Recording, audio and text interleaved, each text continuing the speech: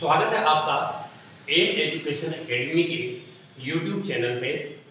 अभी तक हम वर्णमाला के चार पार्ट कर चुके हैं, तो इसी वर्णमाला की श्रृंखला में आज हम वर्णमाला का 5वां पार्ट देखने जा रहे हैं। पिछली अगर क्लास की मैं बात करूं तो पिछली क्लास में हमने अंतस्थ व्यंजन तक देख लिया था और उसके बाद आज हम पढ़ने जा रहे हैं आपके पास ऊष्म व्यंजन। ठीक है, तो आपके पास ऊष्म व्यंजन या इन्हें संघर्षी व्यंजन भी कहा जाता है।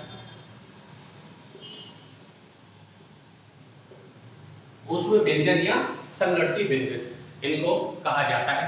अब इनकी डेफिनेशन परिभाषा क्या कहती है कि जिन व्यंजनों के उच्चारण में मुख से गर्म हवा निकले या फिर जो रगड़ खाकर गर्म हवा निकाले, है ना, तो उन्हें क्या नाम दिया जाता है? उन्हें आप संघर्षी व्यंजन कहते हैं।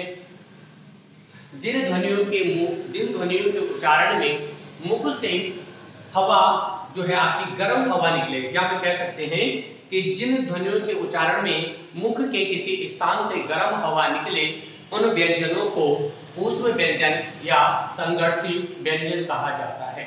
संघर्षी क्यों? कि जब आप उच्चारण करते हो सा का शा, तो सा का ऐसे लगता है जैसे रगड़ खा रहा हो या फिर संघर्ष हो रहा है। तो जब संघर्ष होता है दोनों में, है ना, तब तो जब जैसे आपके पास सा, शा, शा और हा,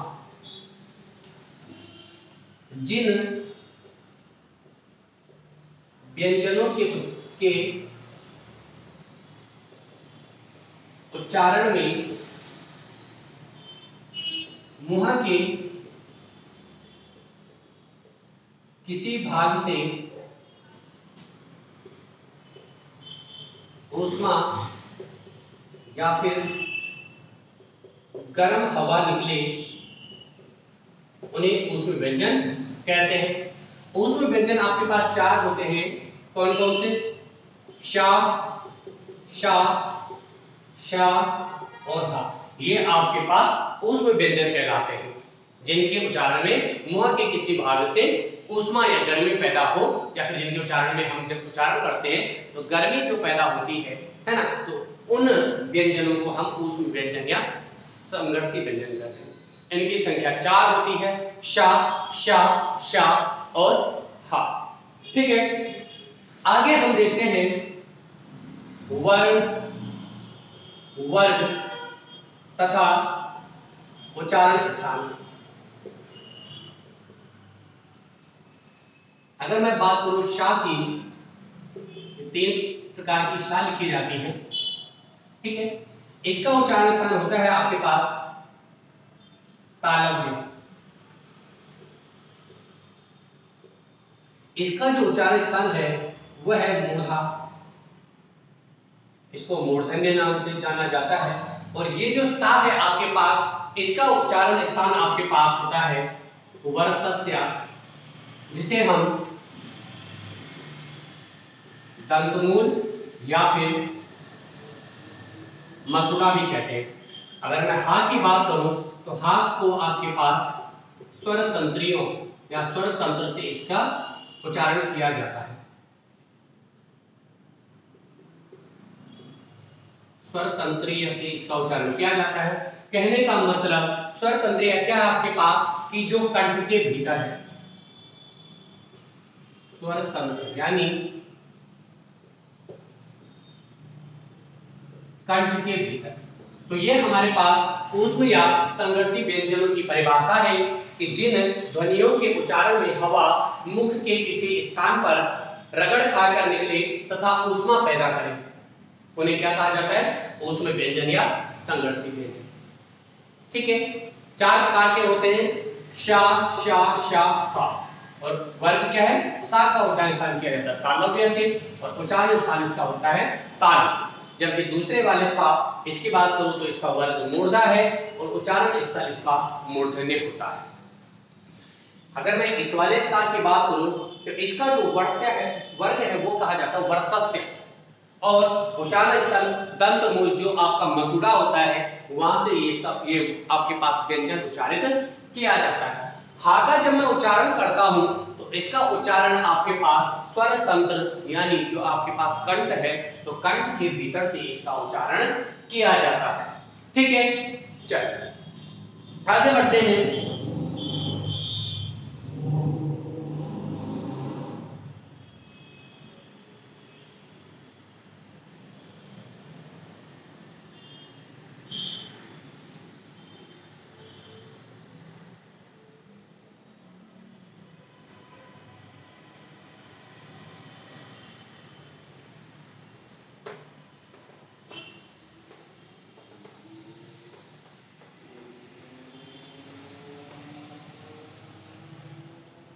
आगे आपके पास आता है संयुक्त व्यंजन।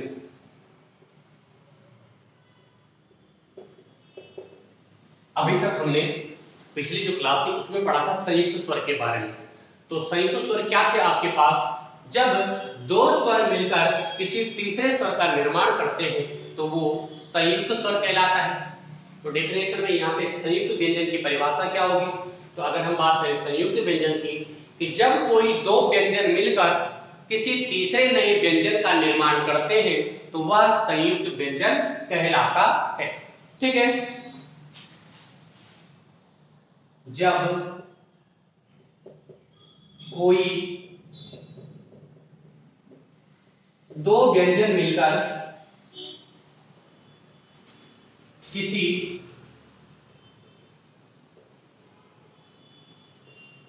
तीसरे व्यंजन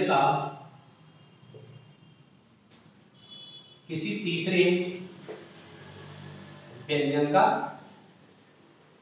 निर्माण करते हैं तो उन्हें क्या कहा जाता है? उन्हें संयुक्त व्यंजन कहा जाता है। ठीक है, जब दो कोई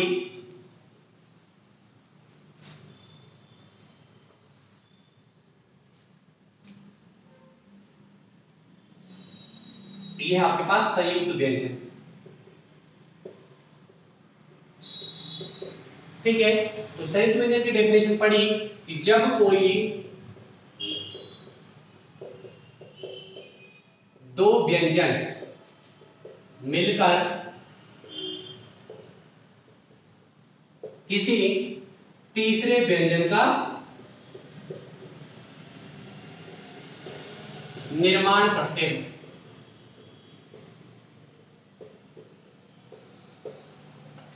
जब कोई दो व्यंजन मिलकर किसी तीसरे व्यंजन का निर्माण करते हैं तो उन्हें संयुक्त व्यंजन कहा जाता है। संयुक्त व्यंजन की अगर मैं बात करूं तो इनकी कुल संख्या होती है आपके पास 4।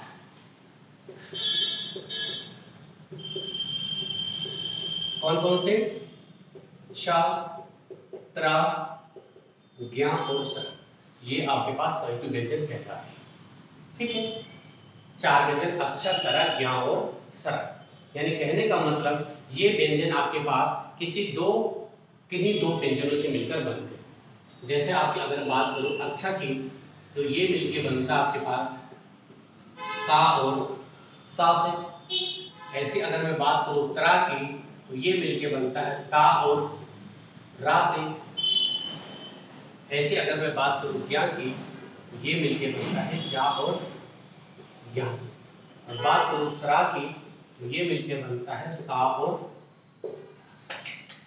ठीक, तो इसीलिए इन्हें क्या नाम दिया गया? संयुक्त व्यंजन। एक आपके पास ये व्यंजन हो गया, एक ये व्यंजन। जब ये दो व्यंजन मिलेंगे तो किसी तीसरे का निर्माण करेंगे। ठीक है, तो अगर कभी एग्जाम में अक्षर का आपके पास वर्ण विन्यास करने को आता है तो आप किस तरीके से करेंगे? अक्षर का वर्ण विन्यास का और सा। याद रखना का पे हलंत लगेगा, ता पे हलंत लगेगा, जा पे हलंत और सा पे हलंत। इसका मतलब है कि इसके अंदर का जो स्वर है वो बाहर निकला है।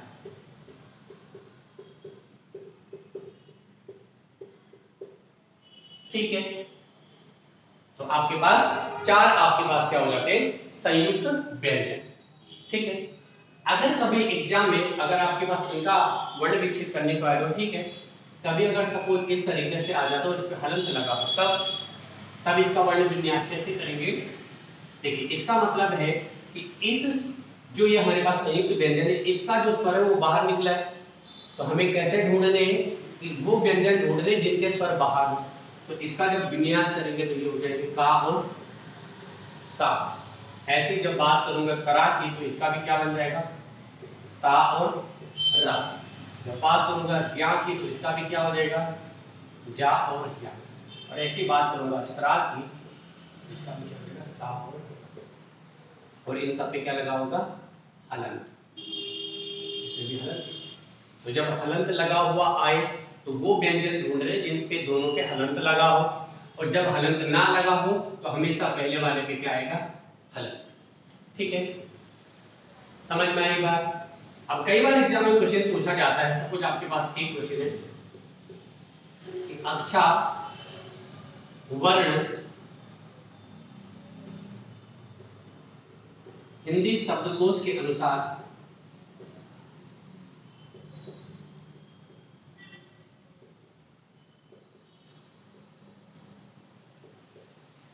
किस वर्ण के बाद आता है। ठीक है, ये प्रश्न आपके पास, इसका ए ऑप्शन है आपके पास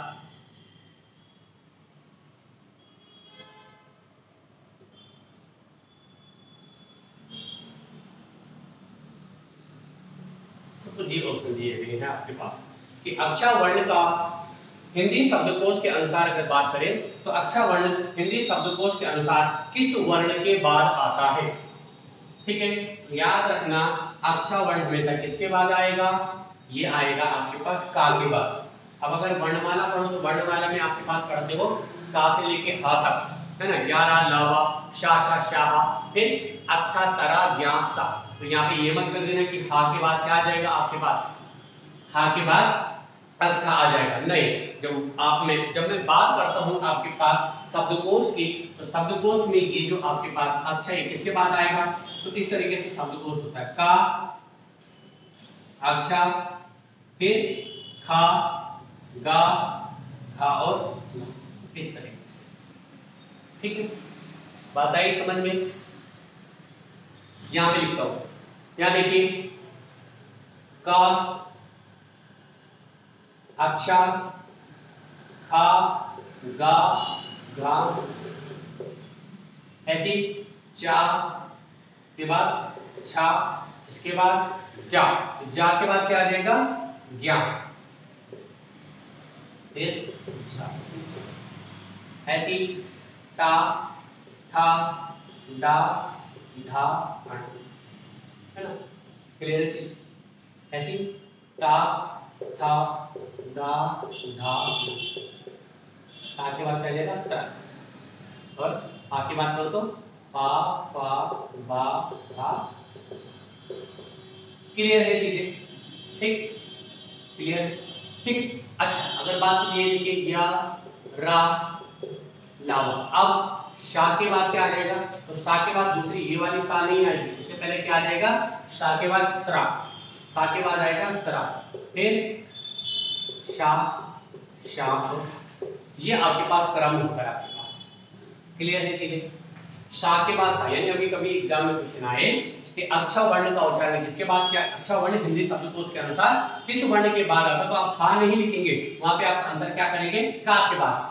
अच्छा बोलता है तो का के बाद, ऐसे अगर त्रा पूछेगा तो ता के बाद, ऐसे अगर ज्ञा पूछेगा तो जा के बाद, और अगर सरा पूछता है तो सा के बाद।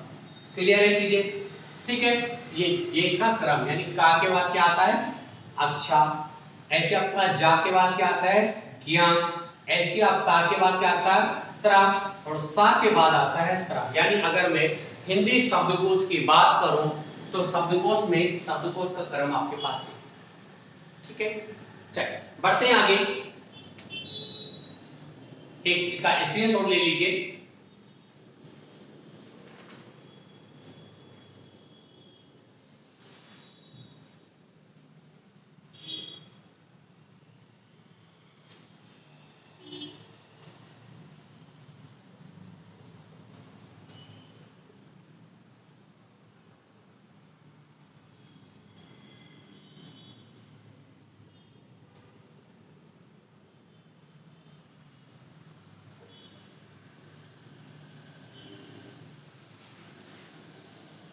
अगला है आपके पास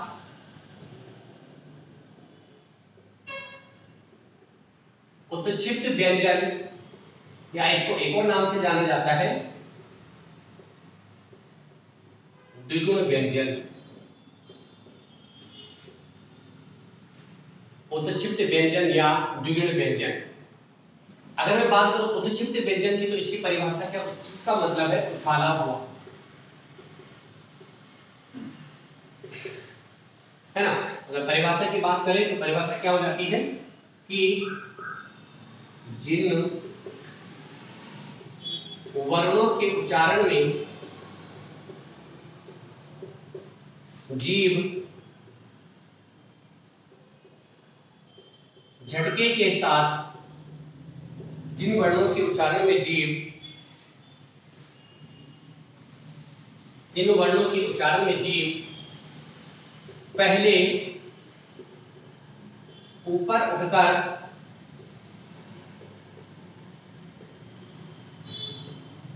झटके के साथ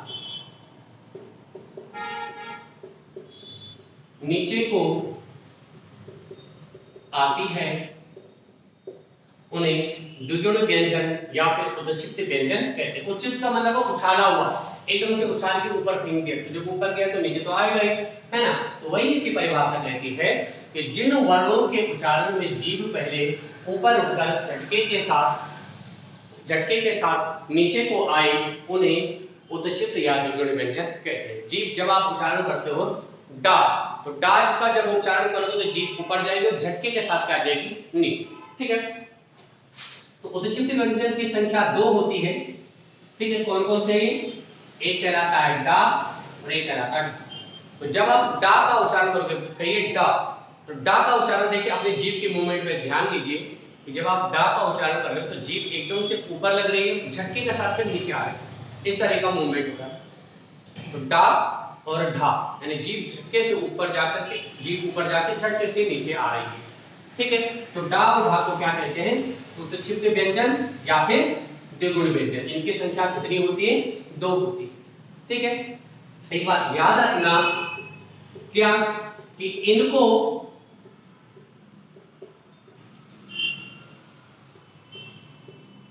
हिंदी भाषा की नवीन विकसित व्यंजन कहा जाता है।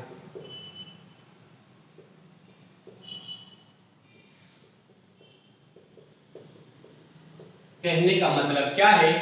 क्योंकि आपको पता है कि हिंदी भाषा का विकास हुआ संस्कृत से, है ना। लेकिन ये जो शब्द ये संस्कृत भाषा में नहीं दिखाई देते, ये डा है और ये ढा, ये आपको संस्कृत भाषा में नहीं मिलेंगे। तो संस्कृत भाषा में नहीं है, यानी ये शब्द हमने हिंदी भाषा में बनाए हैं, इसलिए इन्हें क्या बोला गया है? ये हिंदी भाषा के नवीन विकसित व्यंजन है, ठीक है। तो जब नवीन विकसित व्यंजन और संस्कृत भाषा में नहीं होंगे, तो कहने का मतलब है कि इनका प्रयोग आपके पास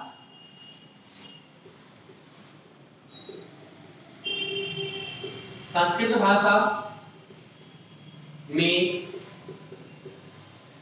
नहीं होता है या नहीं पाया जाता है। और अगर संस्कृत भाषा में नहीं है तो सीधा सीधा मतलब है कि इसका प्रयोग तत्सम में भी नहीं होगा, तत्सम में भी नहीं होगा, या तत्सम में भी नहीं पाया जाता।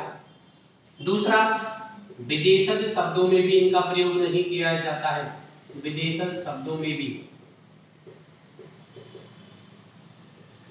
नहीं पाया जाता है। क्लियर है चीजें? डा और ढा संस्कृत भाषा में नहीं थे, इनको हमने हिंदी भाषा में 2 नए शब्द विकसित किए, तो इन्हें कहा गया है हिंदी भाषा के नवीन विकसित व्यंजन। और ये ना आपके पास संस्कृत भाषा में नहीं थे, तो सीधा सीधा मतलब है कि ये आपके पास तत्सम में भी प्रयोग नहीं किए जाएंगे और विदेशज भाषाओं में भी इनका प्रयोग नहीं होता है, ठीक है।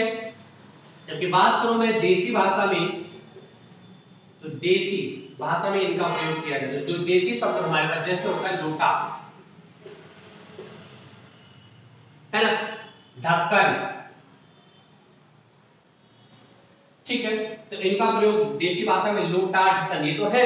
लेकिन मैं बात कर रहा हूं ये वाली डा की और ये वाली ढा की, इनके नीचे बिंदु लगा है, ठीक है। क्लियर है चीजें? जैसे आप लिखते हैं पे डमरू, जैसे आप लिखोगे सड़क,